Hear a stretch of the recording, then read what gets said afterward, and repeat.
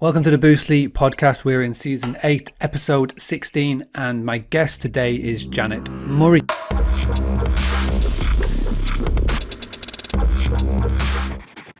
In this episode, we're going to talk about how you can potentially pivot your business and bring in income during uncertain times.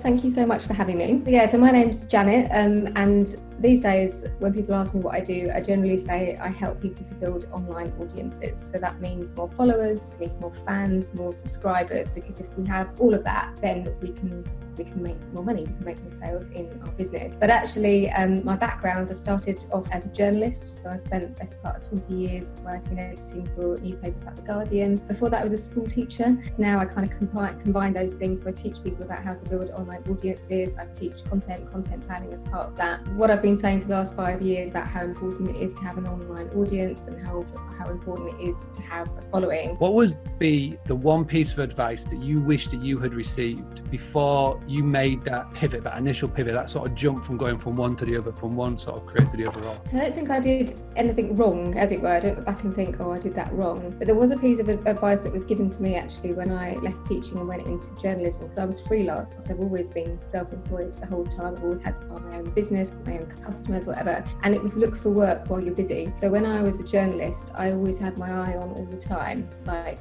I was never sort of like, I'm fully booked at the moment, I've got enough clients, I've got enough writing work. I was always building my audience, because I knew that one source of income could run out. I could be onto a great thing with a particular newspaper or magazine, or I could have a nice copywriting job that was going really well, and then suddenly that could be taken away from me. Look for work when you're busy, but also this concept of building an audience. And I was doing it without even realising that I was doing it. When I was a journalist,